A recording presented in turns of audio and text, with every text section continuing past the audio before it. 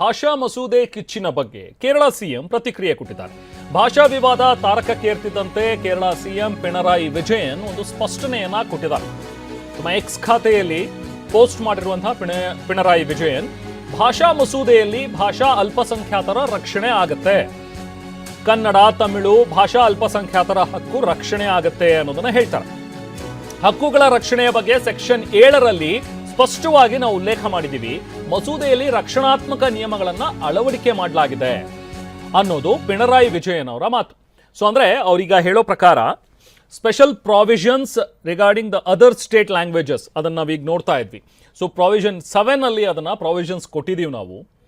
So language ಅಂದ್ರೆ linguistic minorities ಅಂತ ನಾವೇನು ಹೇಳ್ತೀವಲ್ಲ, ಬೇರೆ ರಾಜ್ಯಗಳ ಅಲ್ಪಸಂಖ್ಯಾತ ಭಾಷಿಕರು, ಸೊ ಅವರಿಗೆ ಎಲ್ಲ ರೀತಿಯಾದಂಥ ಪ್ರಾವಿಷನ್ಸ್ ಇರುತ್ತೆ ಇಲ್ಲಿ ಅನ್ನೋದು ಪಿಣರಾಯಿ ವಿಜಯನ್ ಅವರು ಮಾಡಿರುವಂತಹ ಟ್ವೀಟ್ನ ಸಾರಾಂಶ. ಅದರಲ್ಲಿ ರಾಷ್ಟ್ರೀಯ ಶಿಕ್ಷಣ ಪಠ್ಯಕ್ರಮ ಅನ್ವಯ ಲಭ್ಯವಿರುವಂತಹ ಭಾಷೆ ಆಯ್ಕೆ ಮಾಡಿಕೊಳ್ಳುವ ಸಂಪೂರ್ಣ ಸ್ವಾತಂತ್ರ್ಯ ಅದನ್ನ ಕೊಡಲಾಗತ್ತೆ. ಬೇರೆ ರಾಜ್ಯಗಳು ಅಥವಾ ವಿದೇಶದ ವಿದ್ಯಾರ್ಥಿಗಳಿದ್ರೂ ಕೂಡ ಅದು 9ನೇ ಕ್ಲಾಸ್ ಆಗಲಿ 10ನೇ ಕ್ಲಾಸ್ ಆಗಲಿ ಅಥವಾ ಹೈಯರ್ ಸೆಕೆಂಡರಿ ಹಂತಗಳಲ್ಲಿ ಇದನ್ನ ನೀಡಲಾಗುತ್ತೆ. ಮಲಯಾಳಂ ಪರೀಕ್ಷೆ ಬರೆಯೋದು ಮಲಯಾಳಂನಲ್ಲಿ ಅಂದ್ರೆ ಅದೇ ಭಾಷೆಯಲ್ಲಿ ಪರೀಕ್ಷೆ ಬರೆಯೋದು ಕಡ್ಡಾಯ ಅಲ್ಲ. ಕೇರಳ ಸರ್ಕಾರದ ಈ ಮಲಯಾಳಂ ಭಾಷಾ ನೀತಿ ಏನಿದೆಯಲ್ಲ, ಅದು ಸಂವಿಧಾನದ 346 ಮತ್ತೆ 347ನೇ ವಿಧಿಯ ಪ್ರಕಾರನೇ ಇದೆ. 1963 ಅಧಿಕೃತ ಭಾಷಾ ಕಾಯ್ದೆಗೆ ಅನುಗುಣವಾಗಿ ಈ ಕಾಯ್ದೆಯನ್ನು ರಚಿಸಲಾಗಿದೆ ಅನ್ನುವಂಥದ್ದು ಪಿಣರಾಯಿ ವಿಜಯನ್ ಅವರ ವಾದ. ಸೊ ಸರ್ಕಾರ ಒಕ್ಕೂಟ ವ್ಯವಸ್ಥೆಯ ಹಕ್ಕನ್ನ ಎತ್ತಿ ಹಿಡಿಯುತ್ತೆ ಅನ್ನುವಂಥದ್ದನ್ನ ಪಿಣರಾಯಿ ವಿಜಯನ್ ಹೇಳ್ತಾರೆ. ಇವತ್ತು ಬೆಳಿಗ್ಗೆ ಕೂಡ ಮಾತನಾಡ್ತಾ ಡಾಕ್ಟರ್ ಜಿ ಪರಮೇಶ್ವರ್ ಅವರು ಕೂಡ ಹೇಳಿದ್ರು, ನಾವು ಫೆಡರಲ್ ಸಿಸ್ಟಮ್ ಅಲ್ಲಿ ಇದ್ದೀವಿ. ಸೊ ಸ್ಟೇಟ್ ಜೊತೆಗೆ ಸೆಂಟ್ರಲ್ ಗೌರ್ಮೆಂಟ್ ಅನ್ನುವಂಥದ್ದೆಲ್ಲವೂ ಕೂಡ ಇರುತ್ತೆ. ಅಕ್ಕಪಕ್ಕದ ರಾಜ್ಯಗಳ ಜೊತೆಗೆ ನಾವು ಸೌಹಾರ್ದವಾಗಿ ಇರಬೇಕಾಗತ್ತೆ. ಸೊ ಈ ಫೆಡರಲ್ ಸಿಸ್ಟಮ್ ಅಲ್ಲಿ ಇರಬೇಕಾದಾಗ ಸೇಮ್ ಸರ್ಕಾರ ಈ ಒಕ್ಕೂಟ ವ್ಯವಸ್ಥೆ ಬಗ್ಗೆ ಅವರು ಕೂಡ ಮಾತನಾಡಿದ್ರು, ಡಾಕ್ಟರ್ ಜಿ ಪರಮೇಶ್ವರ್ ಅವರು.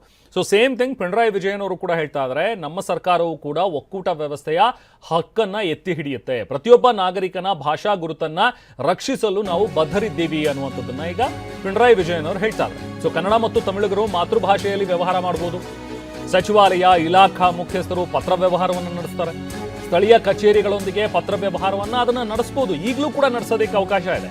ಅಲ್ಲದೆ ಭಾಷಾ ಅಲ್ಪಸಂಖ್ಯಾತರು ನೀಡುವಂತಹ ಪತ್ರಗಳಿಗೆ ಸರ್ಕಾರಿ ಕಚೇರಿಗಳಿಂದ ಅದೇ ಭಾಷೆಯಲ್ಲಿಯೇ ಕೂಡ ಉತ್ತರ ನೀಡಲಾಗ್ತಾ ಇದೆ. ಮುಂದೆಯೂ ಕೂಡ ಅದು ಮುಂದುವರಿಯುತ್ತೆ, ಮಾತೃಭಾಷೆಯಲ್ಲಿ ಉತ್ತರಗಳು ಸಿಗುತ್ತೆ ಅನ್ನುವಂಥದ್ದನ್ನ ಕೂಡ ಸ್ಪಷ್ಟನೆಯನ್ನ ಕೊಟ್ಟಿದ್ದಾರೆ. ಅಂದ್ರೆ ಇದುವರೆಗೂ ಕೂಡ ನಿನ್ನೆ ಈ ವಿಚಾರ ಏನು ಮುನ್ನೆಲೆಗೆ ಬಂತು, ಸ್ಪಾರ್ಕ್ ಆಯಿತು ವಿಚಾರ, ಗಡಿನಾಡಿನಲ್ಲಿರುವಂತಹ ಒಂದು ಕನ್ನಡ ಶಾಲೆಗಳನ್ನು ಕೂಡ ಅನ್ವಯಿಸೋ ರೀತಿಯಲ್ಲಿ ಮಲಯಾಳಂ ಭಾಷೆ ಕಡ್ಡಾಯಗೊಳಿಸ್ತಾ ಇದ್ದಾರೆ ಅನ್ನುವಂಥದ್ದು, ಅಥವಾ ಈಗ ಕನ್ನಡ ಮಾಧ್ಯಮದಲ್ಲಿ ಓದ್ತಾ ಇರುವಂತಹ ಮಕ್ಕಳು ಕೂಡ ಕನ್ನಡದಿಂದ ವಂಚಿತರಾಗ್ತಾರೆ, ಅವರೆಲ್ಲರೂ ಮಲಯಾಳಮಲ್ಲೇ ಓದಬೇಕಾಗತ್ತೆ ಅನ್ನುವಂಥದ್ರ ಬಗ್ಗೆನೂ ಕೂಡ ಒಂದಷ್ಟು ಚರ್ಚೆಗಳೆದ್ದಿದ್ವು. ಇದೆಲ್ಲ ಚರ್ಚೆಗಳಿಗೆ ಸಂಬಂಧಪಟ್ಟಂತೆ ನಿನ್ನೆ ಒಂದು ಲೆಟರ್ನ ಬರೆದಿದ್ರು ಸಿಎಂ ಸಿದ್ದರಾಮಯ್ಯ ಅವರು ಕೂಡ. ಈ ರೀತಿಯಾಗಿ ಮಾಡೋದು ಸರಿ ಬರೋದಿಲ್ಲ, ಯಾಕಂದರೆ ನಾವು ಒಕ್ಕೂಟ ವ್ಯವಸ್ಥೆಯಲ್ಲಿ ಇರುವಾಗ ಏಕಾಏಕಿ ಈ ಥರ ಕಡ್ಡಾಯ ಅಂತ ಅನ್ನೋದು ಅಥವಾ ಹೇರಿಕೆ ಮಾಡುವಂಥದ್ದು ಸರಿಯಲ್ಲ ಅನ್ನುವಂಥದ್ದು ಮಾತುಗಳನ್ನು ಕೂಡ ಹೇಳ್ತಾ ಸಿಎಂ ಸಿದ್ದರಾಮಯ್ಯ ಅವರು ಪಿಣರಾಯಿ ವಿಜಯನ್ ಅವರಿಗೆ ಪತ್ರವನ್ನು ಕೂಡ ಬರೆದಿದ್ರು. ಇದಾದಮೇಲೆ ಸಾಕಷ್ಟು ವಿವಾದ ಆಯಿತು, ಚರ್ಚೆಗಳಾಗಿದ್ದಕ್ಕೆ ಬೆನ್ನಲ್ಲೇ ಈಗ ಪಿಣರಾಯಿ ವಿಜಯನ್ ಅವರು ಕೆಲವೊಂದಷ್ಟು ಸ್ಪಷ್ಟನೆಯನ್ನು ಕೊಟ್ಟಿದ್ದಾರೆ. ನಾವು ಪ್ರತಿನಿಧಿ ಹರೀಶ್ ನಮ್ಮ ಜೊತೆಗೆ ಜಾಯ್ನ್ ಆಗಿದ್ದಾರೆ, ಮಾತಾಡೋಣ. ಹರೀಶ್, ನಿನ್ನೆ ಎದ್ದಿದ್ದಂತಹ ಎಲ್ಲ ಪ್ರಶ್ನೆಗಳಿಗೆ ಬಹುಶಃ ಪಿಣರಾಯಿ ವಿಜಯನ್ ಅವರು ಸ್ಪಷ್ಟನೆ ಕೊಟ್ಟಿದ್ದಾರೆ, ಉತ್ತರ ಕೊಟ್ಟಿದ್ದಾರೆ ಅಂತ ಹೇಳಿ ಅನ್ಸುತ್ತಾ ಹರೀಶ್? ಅವ್ರಿಗೆ ಮಾಡಿರುವಂತಹ ಒಂದು ಟ್ವೀಟ್ ಅನ್ನ ನೋಡ್ತಾ ಹೋದ್ರೆ ಯಾವುದೇ ಕಾರಣಕ್ಕೂ ಭಾಷಿಕ ಅಲ್ಪಸಂಖ್ಯಾತರು ಯಾರು ಇರ್ತಾರೆ ಅವರಿಗೆ ಅನ್ಯಾಯ ಆಗೋದಿಲ್ಲ, ಇನ್ನು ಮುಂದೆಯೂ ಕೂಡ ಮಾತೃಭಾಷೆಯಲ್ಲಿ ಏನು ನಾವು ವ್ಯವಹರಿಸ್ತಾ ಇದ್ವಿ ಅಥವಾ ಏನು ಪಠ್ಯ ಇರುತ್ತೆ ಅದನ್ನು ಮುಂದುವರಿಯುತ್ತೆ ಅನ್ನುವಂಥದ್ದು ರೀತಿಯಲ್ಲಿ ಅವರು ಸ್ಪಷ್ಟವಾಗಿ ಹೇಳಿದ್ದಾರೆ. ಏನು ಹೇಳ್ತೀರಿ ಹರೀಶ್, ಈ ನಿನ್ನೆ ಎದ್ದಿದ್ದಂತಹ ಒಂದು ವಿವಾದಕ್ಕೆ ಉತ್ತರ ಸಿಕ್ಕಿದೆ ಅಂತ ಹೇಳ್ತೀರಾ? ನಿಜಕ್ಕೂ ಕೂಡ ಈ ಒಂದು ಕಾಯ್ದೆ ಏನು ಬರ್ತಾ ಇದೆ ತರೋದಕ್ಕೆ ಇವರು ಉದ್ದೇಶ ಮಾಡಿದ್ದಾರೆ, ಅದರಿಂದಾಗಿ ಕನ್ನಡಕ್ಕೆ ತೊಂದರೆ ಆಗೋದಿಲ್ಲ ಅನ್ನುವಂಥದ್ದು ಹಾಗಾದ್ರೆ ಇದು ಹರೀಶ್? ಹೌದು ರೆಹಮಾನ್, ಇತ್ತೀಚೆಗೆ ಕೇರಳ ಸರ್ಕಾರ ಭಾಷಾ ಮಸೂದೆಯನ್ನ ಇತ್ತೀಚೆಗೆ ನಡೆದಂತಹ ಅಧಿವೇಶನದಲ್ಲಿ ಜಾರಿ ಮಾಡಿತ್ತು, ಅಂದ್ರೆ ಪಾಸ್ ಮಾಡಿತ್ತು. ಈ ಮಸೂದೆ ವಿವಾದಾತ್ಮಕವಾಗಿತ್ತು. ಅಂದ್ರೆ ಕೇರಳದಲ್ಲಿರ್ತಕ್ಕಂತಹ ಭಾಷಾ ಅಲ್ಪಸಂಖ್ಯಾತರ ಮೇಲೆ ಇದು ಒತ್ತಡವನ್ನು ಹೇರುವಂತಹದ್ದು ಮತ್ತೆ ಆ ಭಾಷೆಗಳನ್ನ ಕತ್ತು ಹಿಸುಕುವಂತ ಕೆಲಸ ಆಗ್ತಿದೆ ಅನ್ನುವಂಥ ಆರೋಪ ಕೇಳಿ ಬರ್ತಾ ಇತ್ತು.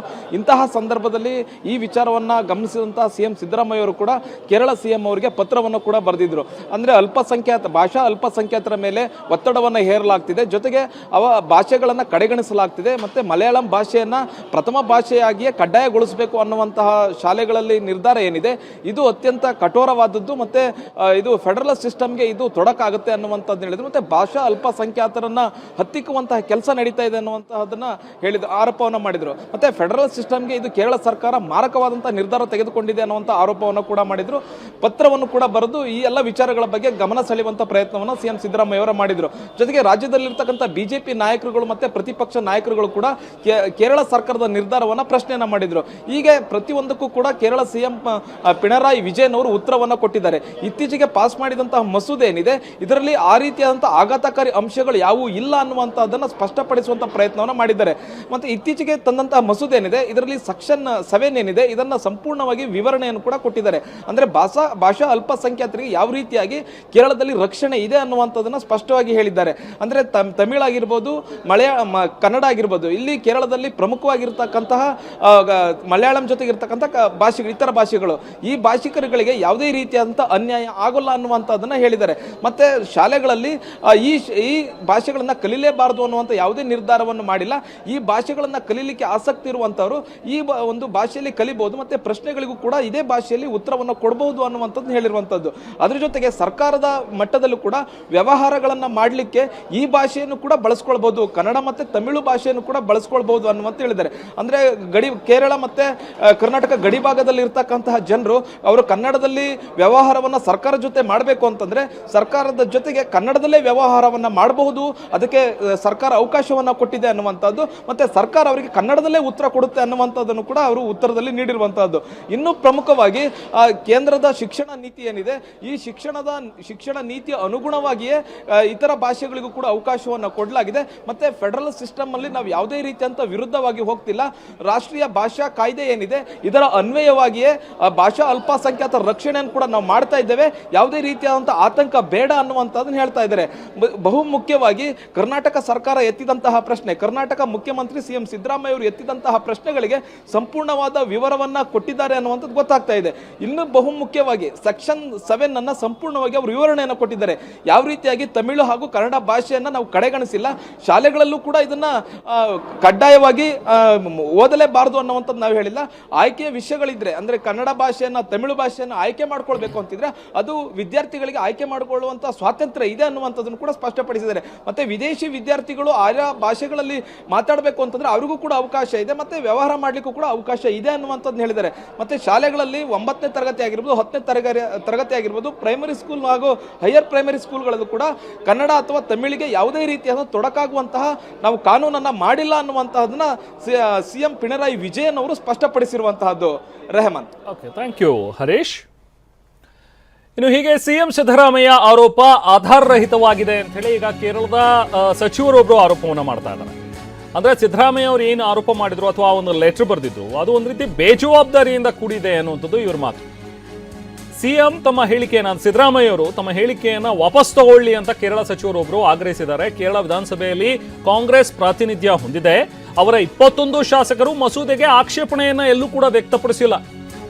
ಆದ್ರೆ ಹೈಕಮಾಂಡ್ ಸಿದ್ದು ಹೇಳಿಕೆಯನ್ನ ಹಿಂಪಡೆಯೋದಕ್ಕೆ ನಿರ್ದೇಶಿಸಬೇಕು ಅಂತ ಹೇಳ್ತಾರೆ ಕೇರಳ ಸಚಿವ MB ರಾಜೇಶ್ ಕೊಟ್ಟಿರುವಂತಹ ಹೇಳಿಕೆ.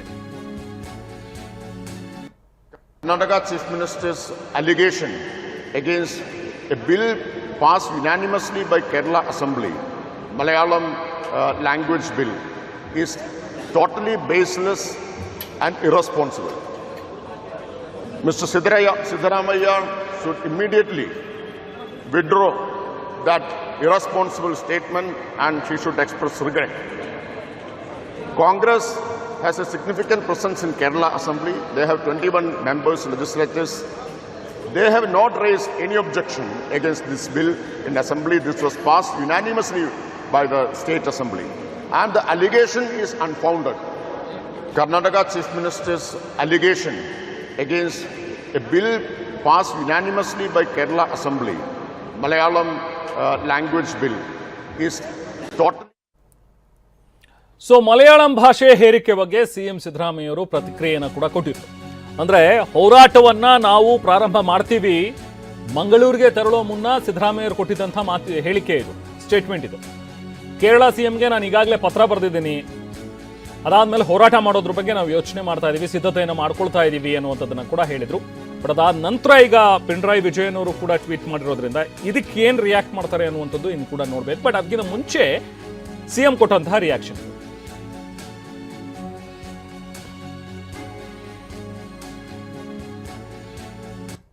ಪತ್ರ ಬರೆದಿದ್ದೀನಿ ನಾನು, ಹೋರಾಟ ಪ್ರಾರಂಭ ಮಾಡ್ತೀವಿ.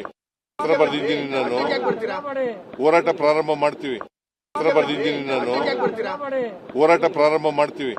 ಪತ್ರ ಬರೆದಿದ್ದೀನಿ ನಾನು, ಹೋರಾಟ ಪ್ರಾರಂಭ ಮಾಡ್ತೀವಿ. ಪತ್ರ ಬರೆದಿದ್ದೀನಿ ನಾನು, ಹೋರಾಟ ಪ್ರಾರಂಭ ಮಾಡ್ತೀವಿ. ಪತ್ರ ಬರೆದಿದ್ದೀನಿ ನಾನು, ಹೋರಾಟ. ಸೊ ಇದು ಸಿದ್ದರಾಮಯ್ಯ ಅವರ ಮಾತು. ಬೇರೆ ಏನು ಹೆಚ್ಚಾಗಿ ಮಾತಾಡಿಲ್ಲ. ಹೋರಾಟ ನಾವು ಪ್ರಾರಂಭ ಮಾಡ್ತೀವಿ ಅನ್ನುವಂಥದ್ದನ್ನಷ್ಟೇ ಹೇಳಿದ್ದಾರೆ. ಬಟ್ ಈಗ ಕೆಲವೊಂದಷ್ಟು ಸ್ಪಷ್ಟನೆ ಬಂದಿರೋದ್ರಿಂದಾಗಿ ಈ ಕಾಯ್ದೆ ಏನಿದೆ, ಅದರಲ್ಲಿ ಏನು ಒಳಗೊಂಡಿದೆ ಅನ್ನುವಂಥದ್ರ ಬಗ್ಗೆ ಹೇಳ್ತಾ ಇರೋದ್ರಿಂದಾಗಿ ಸ್ವತಃ ಪಿಣರಾಯಿ ವಿಜಯನ್ ಅವರು ಕೂಡ ಹೇಳಿರೋ ಹಾಗೆ ನಾವು ಭಾಷಾ ಅಲ್ಪಸಂಖ್ಯಾತರು ಏನಿದ್ದಾರೆ ಅವ್ರಿಗೆಲ್ರಿಗೂ ಕೂಡ ನಾವು ಅವರ ಒಂದು ಹಕ್ಕುಗಳನ್ನೇ ಅದನ್ನು ಕೂಡ ಚಿತಿ ಬರದೇ ಇರೋ ರೀತಿಯಲ್ಲಿ ಇದೆ, ಇದು ಎಲ್ಲವೂ ಕ್ಲಿಯರ್ ಇದೆ ಅನ್ನುವಂಥದ್ದನ್ನ ಹೇಳ್ತಾ ಇದ್ದಾರೆ. ಸೊ ಈಗ ಸಿದ್ದರಾಮಯ್ಯ ಅವರು ಏನು ಹೇಳ್ತಾರೆ ಅನ್ನುವಂಥದ್ದನ್ನ ನೋಡಬೇಕು.